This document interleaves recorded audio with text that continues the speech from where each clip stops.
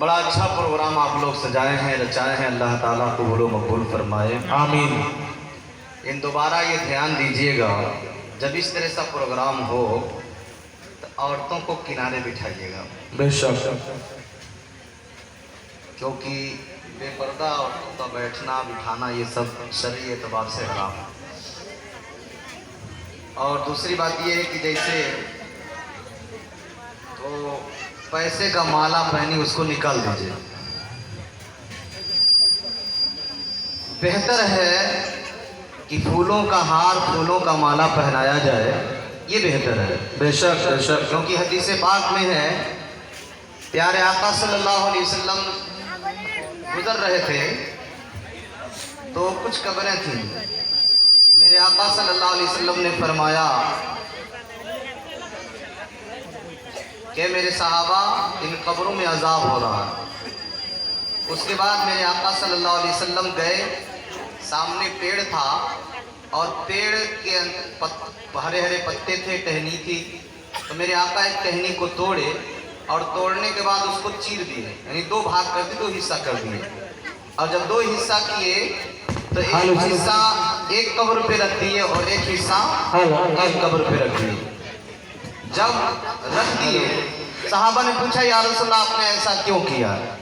तो हमारे और आपके आका फरमाते हैं कि जब तक ये पत्तियां, ये टहनी हरी है, ये अल्लाह की तस्बीह बयान करेंगी तो कब्र में अजाब नहीं होगा। अब अगर इस माँ के गले में पैसों का हार है तो वो तस्बीह नहीं बयान करेंगे, लेकिन अगर फूलों का हार होता तो तस्बीह बयान करते। और जब तक वो हरे रहते, ताजे रहते, जब तक गले में रहते, वो अल्लाह की तस्बीह बयान करते और पढ़ने वाले को भी फायदा मिलता, अगल बगल बैठने वालों को भी फायदा मिलता। बात समझ गए ना? हमेशा कभी कभी ऐसा होता है, जब हमारे घर के बच्चे दूल्हा बनते हैं या बच्चे का खतना या अकीका होता तो उसको भी लोग पैसे का हार पहनाते। नहीं पहनाना चाहिए। आप फूलों का हार पहनाएं, आप फूलों का हार पहनाएं, इसमें सबके लिए फायदा है। अल्लाह ताला हमें और आपको अमल की तौफीक अता फरमाए, आमीन।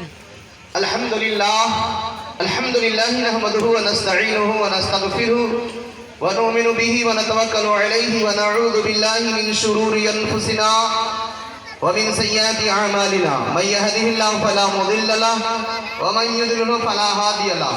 व नशहदु अन ला इलाहा इल्लल्लाह वहदहु ला शरीक लहु व नशहदु अन्न मुहम्मदन अब्दुहु व रसूलुहु। अम्मा बअद फअऊज़ु बिल्लाहि मिनश शैतानिर रजीम। बिस्मिल्लाहिर रहमानिर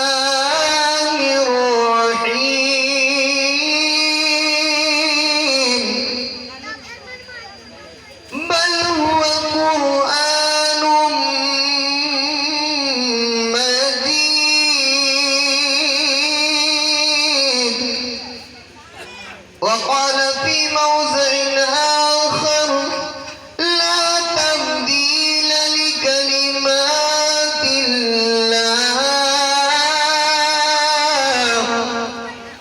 آمنت بالله صدق الله العظيم وبلغنا رسوله النبي الكريم ونحن على ذلك لمن الشاهدين والشاكرين الحمد لله رب العالمين। जी लगा करके दुरूद पाक पढ़ने। अल्लाहुम्मा सल्ली अला सय्यिदिना शफीअना हबीबिना मौलाना मुहम्मदिन बारिक सल्लिम सलातु व सलामुन अलैका या रसूलल्लाह सल्लल्लाहु अलैहि वसल्लम। मुसलसल प्रोग्राम की वजह से आवाज़ भी कुछ भारी भरकम है और इसी पर हज़रत अल्लाह मौलाना शमीम आलम साहब किबला व हज़रत मौलाना परवेज़ आलम साहब, इन दोनों हजरात की ज़बरदस्त फरमाइश रहती है कि आप नात ज़रूर पढ़िए। खैर कोशिश करना हूँ। और अभी मैं जब आ रहा था तो हमारे बड़े भाई मौलाना परवेज़ साहब भोजपुरी में बहुत बढ़िया कलाम पेश कर रहे थे। मैं चाहता हूँ, चलिए मैं भी 2-3 शेर भोजपुरी सुना दे रहा हूँ, उसके बाद इंशाल्लाह फिर तकरीर करेंगे। एक बार और दुरूद पाक पढ़ना है। اللهم صل وسلم على سيدنا شفيعنا حبيبنا مولانا محمد بارک صلی اللہ علیہ وسلم. السلام علیکم یا رسول اللہ.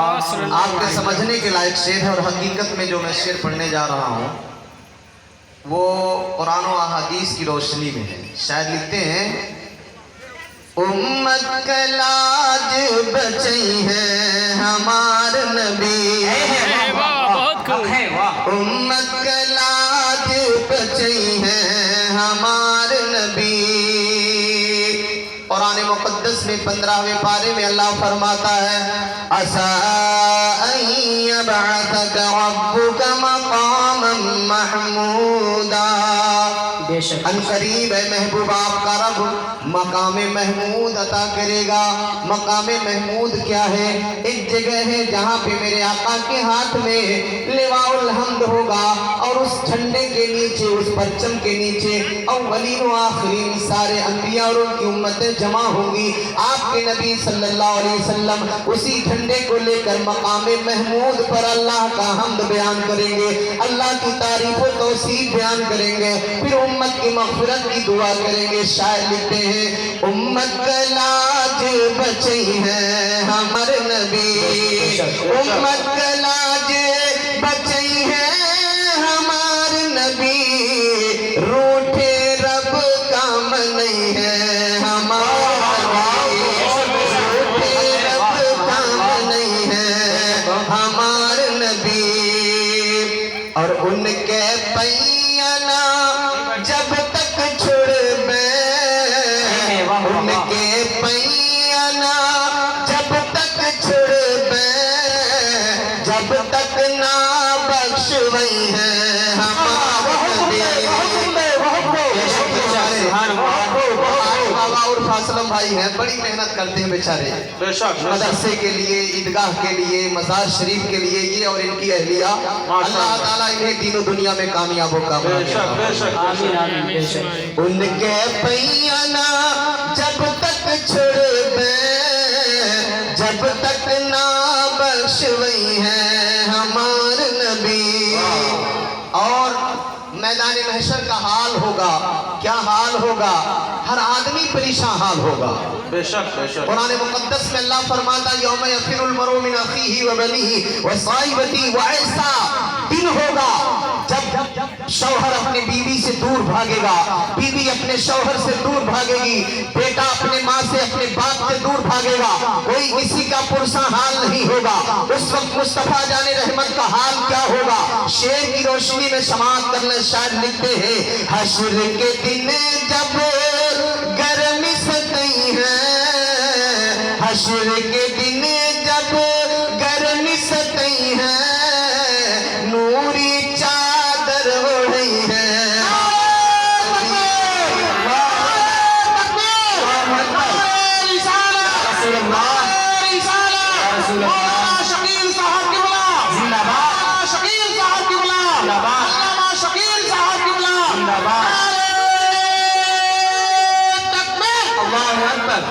نوری چادر اڑی ہے ہمار نبی.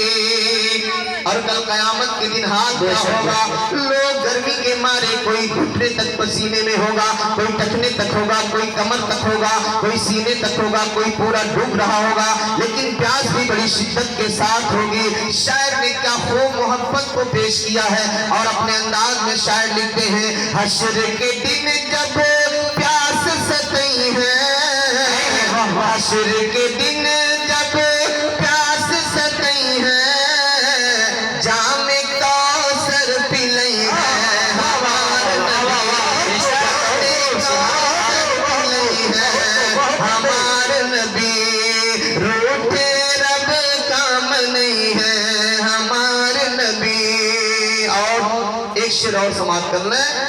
کل قبر کا جو ہمیں انتقال کرنا ہے، آج الحمدللہ وارث علی صاحب کی امی نے 1 ہفتے تک قرآن مقدس کی تلاوت سماعت کی ہے. بے شک. ماں ترجمہ اور حضرت مولانا پرویز عالم صاحب نے پڑھ پڑھ کر سنایا ہے، سمجھایا ہے. بے شک بے شک. بے شک. حدیث پاک میں آتا ہے جہاں قرآن کی تلاوت ہوتی ہے وہاں رحمتوں کی برکات ہوتی ہے، بے شک. رحمتوں کی بارش ہوتی ہے.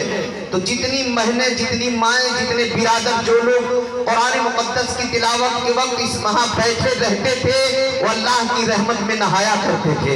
بے شک سبحان اللہ. اور یہ محبت قبر میں بھی کام آئے گی، یہ تلاوت قبر میں بھی کام آئے گی، یہ قرآن کا سننا سنانا، پڑھنا پڑھانا، یہ سب قبر میں بھی کام آنے والی چیزیں ہیں. اللہ کے محبوب صلی اللہ علیہ وسلم کا دیوانہ عشق میں ڈوب کر کے، نبی کے پیار میں ڈوب کر کے کس انداز میں لکھ رہا ہے، اللہ اکبر. اور ہر عاشق کی یہ تمنا ہوتی ہے کاش نبی کا دیدار ہو جائے، نبی کی پیاری پیاری صورت کو ہم اپنی آنکھوں سے دیکھ لیں. ہر دیوانے کی خواہش ہوتی ہے، ہر چاہنے والے کی خواہش ہوتی ہے، ہر محبت کرنے والے کی خواہش ہوتی ہے، ہر اہل ایمان والے کی خواہش ہوتی ہے کاش نبی کا دیدار ہو جائے، کاش نبی کے چہرے کی ہم زیارت کر لیں. یہ ہر عاشق رسول کی تمنا ہوتی ہے، ہر دیوانے کی تمنا ہوتی ہے کہ نبی کا دیدار ہو جائے. لیکن غور کریں، اگر دنیا میں دیدار نہیں ہوا تو نہ ہی ہوا، لیکن غور کرو اگر ایمان کے ساتھ قبر میں جاتے ہو، نبی کی محبت کے ساتھ قبر میں جاتے ہو، دنیا میں دیدار نہیں ہوا ہے، قبر میں جاتے ہی نبی کا دیدار کرا دیا جائے. اللہ اکبر، اللہ اکبر. یا رسول اللہ، یا رسول اللہ، زندہ باد، زندہ باد. اللہ شاعر وہی لکھتے ہیں، سکھ سے قبریہ میں جب ہم سوئیبے،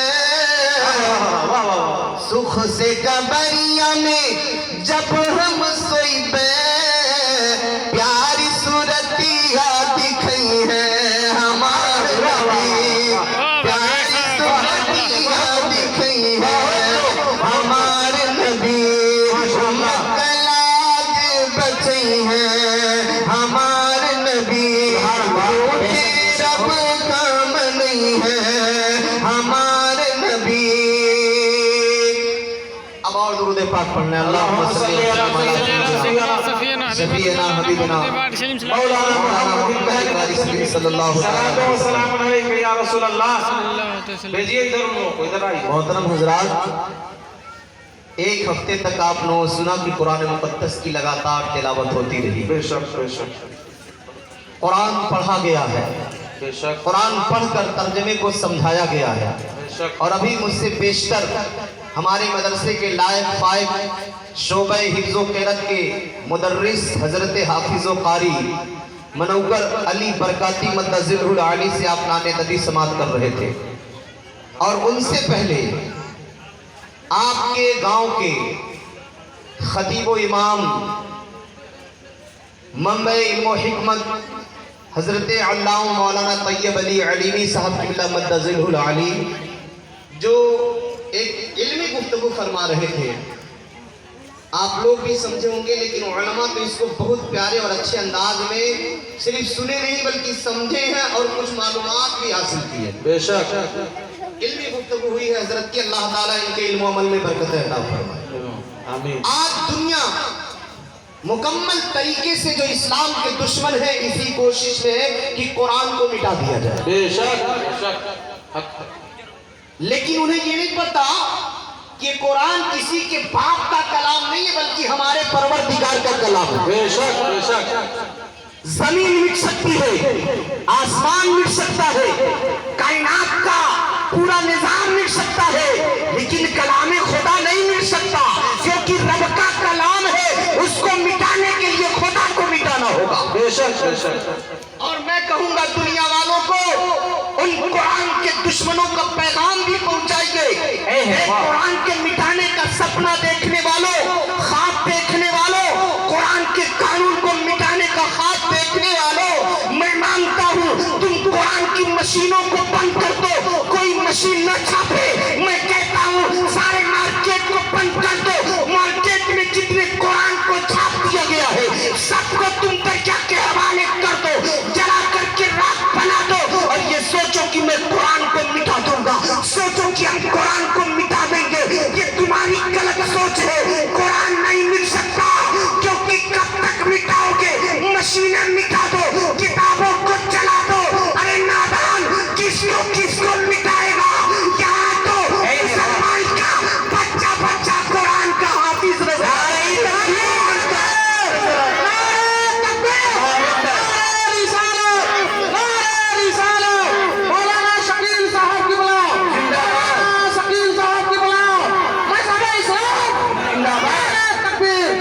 قرآن کیسے مٹاؤ گے؟ میں مانتا ہوں مت چھاپنے دینا. تمہارے پاس حکومت ہے, تمہارے پاس طاقت ہے, تمہارے پاس قوت ہے. تم مارکیٹ بند دو گے, مشینیں بند کر دو گے, فیکٹریاں بند کر دو گے, لیکن جس کو رب نے اپنی فیکٹری میں بنایا ہے, اپنے بندوں کو دنیا میں بھیجا ہے, جن کے سینے کو نبی کی محبت سے اس کا کنیکشن مدینے کے پاور ہاؤس سے ہے, جن کو مٹاؤ گے, ایک مسلمان کو کاٹو گے, دوسرا بچہ تیار ہوگا, تیسرا بچہ تیار ہوگا. صبح قیامت تک تم قرآن نہیں مٹا سکتے, کیونکہ جب تک مسلمان کا بچہ زندہ ہے قرآن کی تعلیمات بھی زندہ ہے. اللہ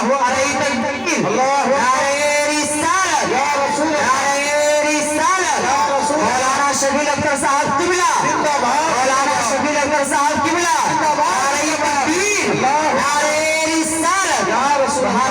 لیکن افسوس اس وقت ہوتا ہے, افسوس اس وقت ہوتا ہے جب گھر کی ہماری بیٹیاں, ہماری بہنیں گانا تو سنتی ہیں لیکن قرآن نہیں پڑھتی. گھر کا ہمارا بچہ, ہمارا نوجوان بھائی 2-3 گھنٹے فلم تو دیکھ لیتا ہے لیکن 10 منٹ کے لیے قرآن کی تلاوت نہیں کر پاتا. افسوس ہے آج قبر میں بہت سے ایسے لوگ ہیں, بہت سے ایسے انسان ہیں, بہت سے ایسی مائیں ہیں, بہنیں ہیں, بہت سے ایسے بزرگ ہیں جن کے پیر قبر میں لٹکے ہوئے ہیں لیکن انہیں اللہ توفیق نہیں دے رہا کہ وہ قرآن کی تلاوت کریں. بے شک زمانے میں جو انقلاب برپا ہوا تھا, انقلاب برپا ہوا تھا, کس بنیاد پہ آپ تاریخ اٹھا کر کے دیکھیں. اللہ اکبر, جس وقت محمد بن قاسم لاہور کی سرزمین پر آئے تھے اس وقت پورا پاک, پورا بنگلہ دیش یہ سب انڈیا میں تھا, پورا کا پورا ہمارے بھارت میں, ہمارے ملک میں یہ سب تھا. بعد میں اس کو جدا کر دیا گیا, الگ کر دیا گیا. تو جس وقت محمد بن قاسم اپنی بہنوں کی عزت بچانے کے لیے عرب سے آیا, اپنی بیٹیوں کی عزت بچانے کے لیے عرب سے آیا, آج تاریخ میں بتایا جاتا ہے کہ محمد بن قاسم لٹیرا تھا, آکمڑی تھا, بہت بڑا ظالم تھا. میں کہنا چاہتا ہوں, میں تو تقریریں اپنے مسلمان بھائیوں میں بھی کرتا, اپنے ہندو بھائیوں میں بھی کرتا ہوں. اب تاریخ اٹھا کر کے دیکھیے, کسی زمانے میں سیتا جی کو راون اٹھا لے گیا تھا. جب راون لے گیا تھا تو ہنومان جی گئے تھے بچانے کے لیے. آپ کو پتا ہے کہ نہیں پتا ہے؟ ہنومان جی گئے بچانے کے لیے, لنکا کی سرزمین پر گئے تو لنکا میں آگ لگا دی تھی انہوں نے. میں کہنا چاہتا ہوں کیا کہ ہنومان جی لنکا میں آگ کیوں لگائے؟ تو سب یہی کہیں گے ماں سیتا کی عزت کا سوال تھا, ماں سیتا کی حرمت کا سوال تھا, ماں سیتا کی عزت کا سوال تھا. جو لوگ ان کی پوجا کرتے ہیں, اپنے بھگوان کی بیوی مانتے ہیں, ہنومان جی گئے بچانے کے لیے, لنکا میں آگ لگا دی گئی. میں کہتا ہوں اگر ایک عورت کے لیے لنکا کو جلایا جا سکتا ہے تو کئی عورتوں کی عزت بچانے کے لیے تلوار اٹھایا بھی جا سکتا ہے.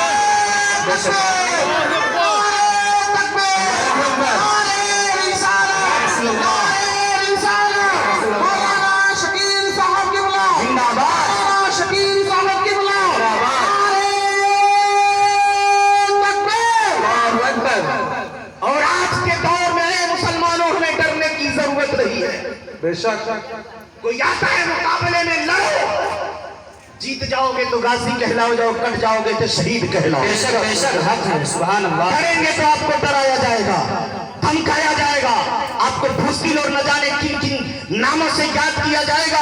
بہت ڈر چکے, بہت دھمکیاں سن چکے. آپ حق کے راستے پر رہیے, اللہ کی مدد آپ کے ساتھ ہوگی, بے شک رب کی رحمت آپ کے ساتھ ہوگی.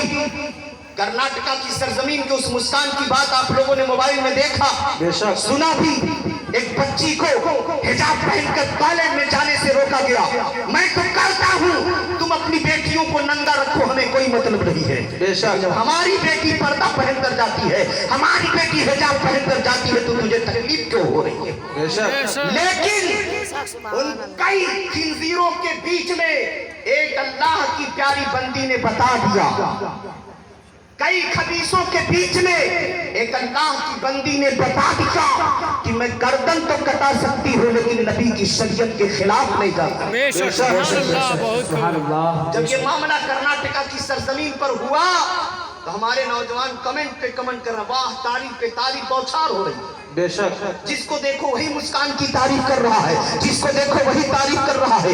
मैंने एक बच्ची के कमेंट को पढ़ा था, एक लड़की ने जबरदस्त कमेंट किया था और कहा था, ऐ मुसलमान के बच्चों, मुस्कान ने कारनामा अंजाम दिया तो तुम तारीफ के पुल बांध दिए हो। मुसलमान की एक बच्ची ने नबी के कानून को फॉलो किया है, फिर पर्दे को अपने अंदर फंसाया है, हिजाब को चेहरे पे डाला है। तो जब एक लड़की हो करके कई गुंडों के बीच में हिजाब पे अमल कर सकती है, तुम अपने चेहरों पे दाढ़ी क्यों नहीं फैलाते? बेशक बेशक हक है, सुभान अल्लाह। एक बच्ची गुंडों के बीच में जाकर के पैगाम इस्लाम बयान कर सकती है। एक बच्ची हजारों के बीच में कलमे तकबीर बुलंद कर सकती है, अल्लाह अकबर का नारा लगा सकती है।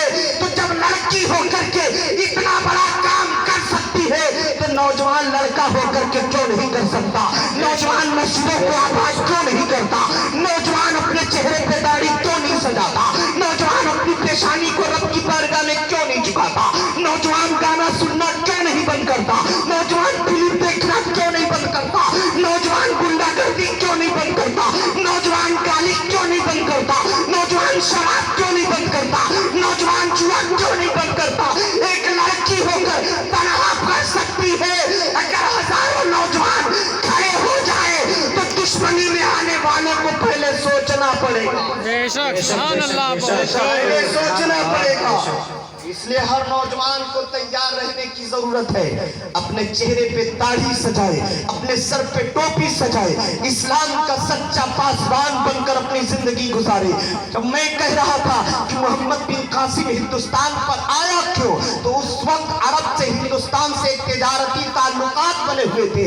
लोग दरिया के जरिए कश्तियों पे सवार होकर, बहरी जहाजों पे सवार होकर के तिजारत के लिए हिंदुस्तान आया करते थे। उस जमाने में कुछ लोग ताजिर अपने बीवी बच्चों के साथ हिंदुस्तान की सरजमीन पर आए, हमारे मुल्क पर आए।